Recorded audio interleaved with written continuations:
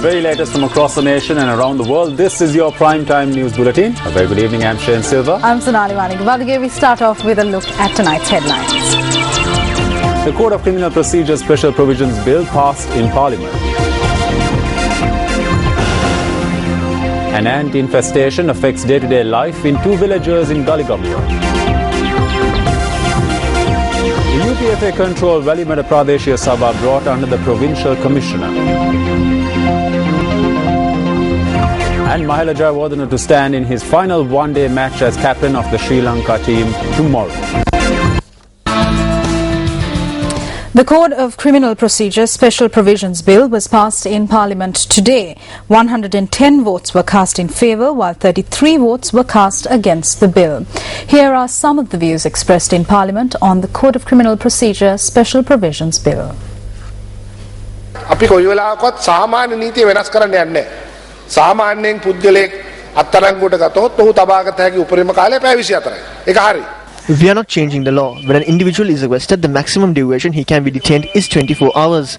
However, if the need arises, the individual can only be detained for a period of 48 hours on the certificate filed by a police officer not below the rank of Assistant Superintendent of Police to the effect that it is necessary to detain such a person for further investigations upon an order made in that behalf by the magistrate. I think the police should be given the necessary powers. The majority of crimes taking place today are organized crime. If an injustice is caused to someone, provisions regarding the recording of evidence, cross-examining and other factors are mentioned in this bill. අවසාන වශයෙන් ඒ අවශ්‍ය කරන සියලුම ප්‍රතිපාදන සාක්ෂි සටහන් කිරීම සහ අරස් ප්‍රශ්න නැසීම සම්බන්ධයෙන් වන සියලු ප්‍රතිපාදන මෙම පනත යටතේ සංශෝධනය යටතේ සකස් කරලා තියෙනවා. පොලිසියට තමුන්ගේ I must remind you that this is the beginning of a dangerous era where the police can detain and torture their political rivals. I see this as an attempt made to seek political revenge. Today, the law of the jungle reigns supreme in the country. Do these amendments and regulations that are brought to Parliament have any power? Is it being implemented? It is not being implemented. Everything is being done to suit the needs of the powerful people in your government. The law is implemented according to their whims and fancies. I am raising another question. Where is the independence of the judiciary? එක එක්කිනාට ඕන විදියට තමයි නීතිය අද ක්‍රියාත්මක කරන්නේ. සමුනාසයන් අඩු කාලෙකින්වත් ඒ තත්ත්වයට පත් කරගන්න තමයි දැන් උත්සාහ කරන්නේ. මම අහන තව ප්‍රශ්නයක්. අධිකරණයේ ස්වාධීනත්වය කොහොමද? කියන්න පුළුවන්ද? පෙන්වන්න පුළුවන්ද?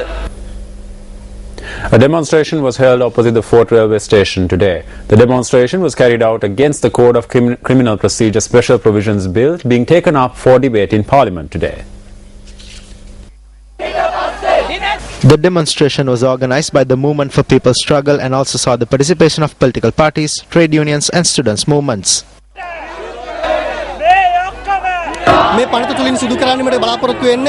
Legalizing suppression that exerted illegally is what is expected through this bill.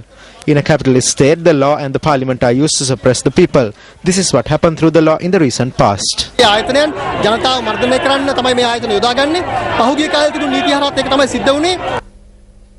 Meanwhile, the Frontline Socialist Party also engaged in a demonstration opposite the Gaul bus stand this evening against the Code of Criminal Procedure Special Provisions Bill that was taken up for debate in Parliament.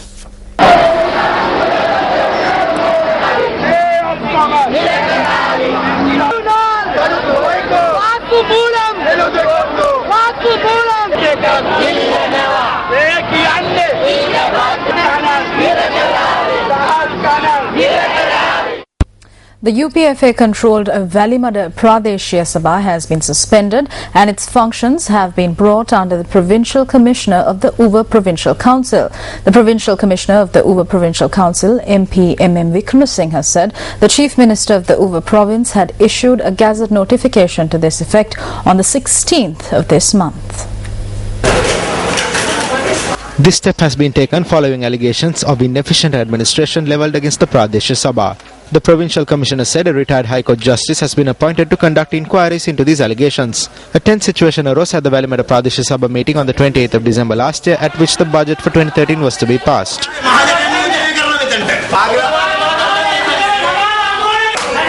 Opposition members tried to forcibly remove the chairman from his seat.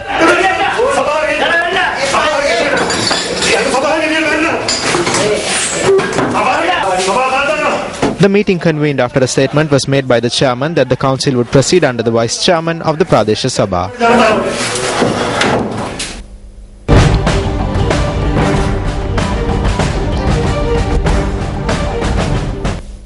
The new auditorium of the National Chamber of Commerce was declared open today under the auspices of President Mahinda Rajapaksa.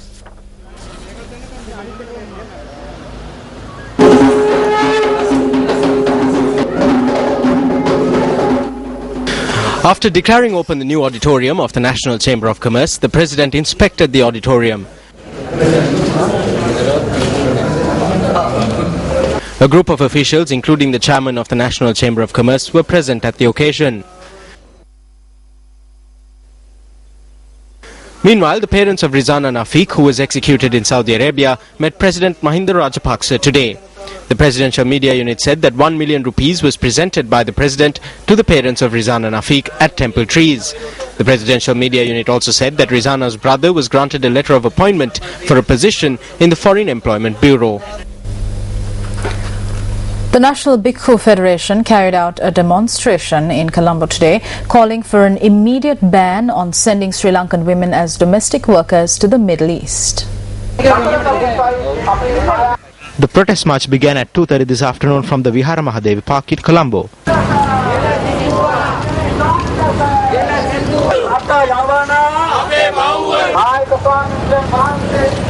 The group attempted to march towards Temple Trees but was not allowed to proceed by security personnel.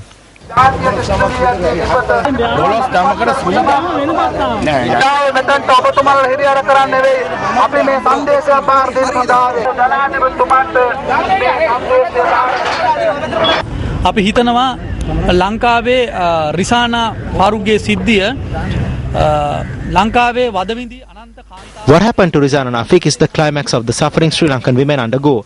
We have constantly faced this sad situation. Several months ago, Sri Lankan woman returned to the island with nails embedded in her body. A ban should be imposed on sending women to the Middle East for employment by taking into consideration these tragic situations. සම්පූර්ණයෙන්ම මැද පෙරදිගට කාන්තාවන් යවන එක තහනම් කළ යුතුයි කියලා කියන්නේ. Later, several representatives of the National Bhikkhu Federation were given to enter Temple Trees.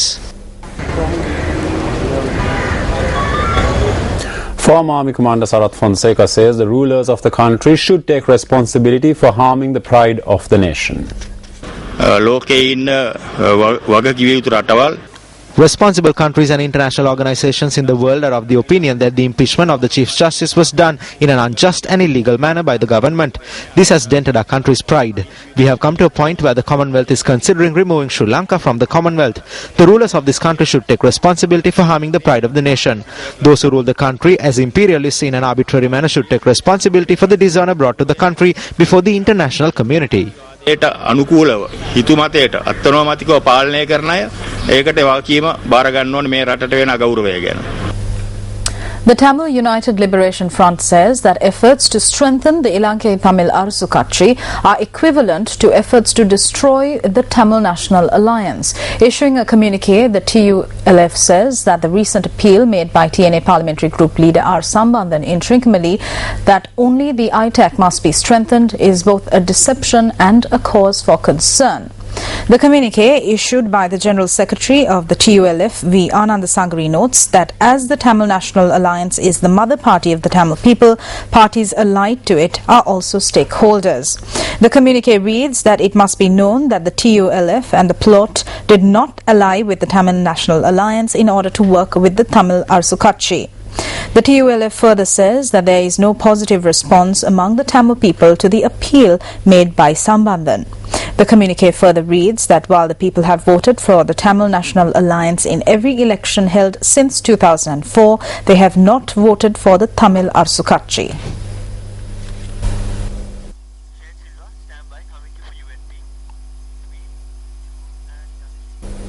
In the meantime, a proposal against the Sirasa TV channel was tabled at the UNP Working Committee meeting yesterday. In this proposal, the UNP Working Committee says that grievous mistakes such as interfering in the internal affairs of the UNP and gambling with the future of the nation's next generation are being made through the Sirasa TV channel. Here are some of the excerpts from this proposal. The Who Will Win the Jackpot segment telecast through the Sirasa TV channel regarding the positions of Deputy Leader, Assistant Leader and National Organizer of our party has come under close scrutiny of the Working Committee. The power to make nominations for the three aforementioned positions in our party have been conferred on the leadership through the party constitution. It is the working committee that has the power to make alternative nominations. Since this is completely an internal affair of the party, neither the media or even the general public have the right to interfere in this. This process belongs solely to the party membership. The proposal further reads, a factor that must be considered closely in this matter is that most of the individuals that Sirasa TV has nominated and brought to the field of competition are persons who have no expectation of holding these positions. If this institution thinks that party members can be maneuvered to become fighting cocks for their benefit, then it is a serious deception. The proposal goes on to note, while the UNP Working Committee condemns these actions, it will act against this socially and politically and will take every available legal action against this within and outside Parliament. It is interesting to note that the UNP Working Committee has thus severely criticised not a state-sponsored media institution which is attempting to create conflict between opposition political parties, but an independent media institution which has always criticised all political parties when they need to be criticised. While it may be said that the UNP leader seemingly enjoys it when state media institutions, which create internal conflict in the UNP, inflate his ego, the UNP leader also appears gladdened when alternate groups to the leadership are being heavily criticized. One must not forget that the prime right over a political party is not vested in the working committee or any other committee of that party, but rather with the people. This is because the fate of the party, whether or not it will come into power with the people's vote, is dependent on the people. The UNP under its present leadership has been defeated at 29 elections since 1994. It was established at past elections that the UNP, which with a voter base of more than 4.4 million is the single largest political party in the country, has seen that voter base erode to 2.7 million. At the same time, numerous parliamentarians, provincial councillors, local government representatives and party activists have left the UNP under the present leadership. Also, former ministers, party representatives and activists of the UNP point out that the UNP Working Committee too has been appointed in a non-transparent and unjust manner. On several prior occasions, former UNP ministers who brought victory to the party by being elected from the party have pointed out that the majority of the working committee comprises of persons loyal to the party leader. These senior activists of the UNP believe that the majority of the working committee was appointed on a luck by chance basis. The jackpot and luck by chance are games with the same meaning. It is commonly known that in these games it is luck that determines the winner. However, the fact that the majority of the UNP Working Committee is not aware of this is farcical. On several occasions in the recent past, the current UNP leader absconded his duties as opposition leader at crucial times when the people would have expected the opposition leader of the country to oppose a sitting government. When measures not in compliance with the conscience of the people are being taken, it is the duty of an opposition leader to stand up against it and fight these measures. However, on several such occasions in the recent past, the opposition leader was not in the country. Neither did he take steps to take the government to task.